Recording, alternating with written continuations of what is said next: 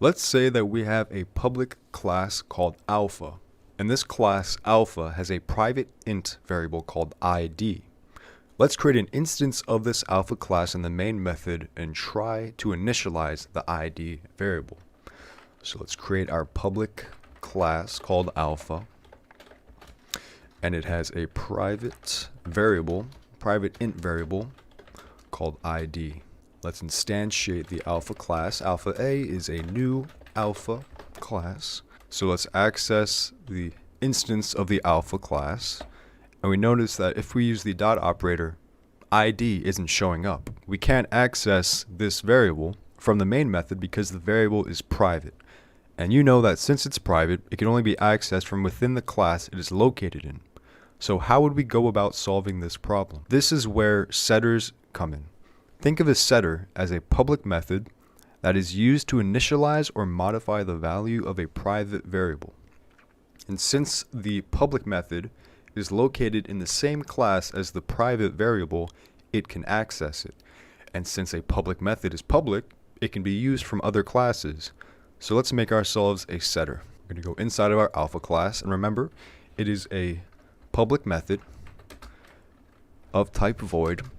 And for this instance, let's call it setID because we're going to be setting the ID of this private variable called ID. In here, we're going to type int num. This is the number we're going to be passing through. And we're going to be setting this variable ID equal to num. So let me go over it one more time. It's void because it's performing a task. It is initializing a value. We pass in the value we want to assign as an argument. And this method then assigns the private variable the value we passed in.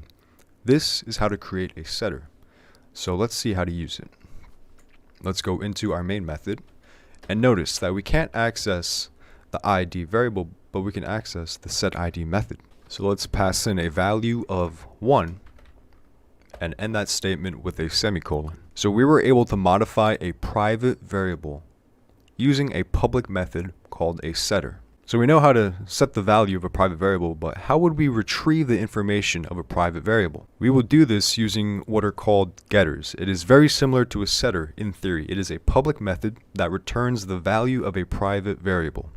So let's create our getter method right under our setter method. We're going to type public int get ID because we're getting the ID.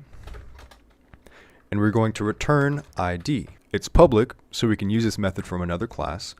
It's a return type int because it's returning the value of an int variable. So let's see how we would use a getter. To prove that this setter worked, let's go into the main method and print out a.getID.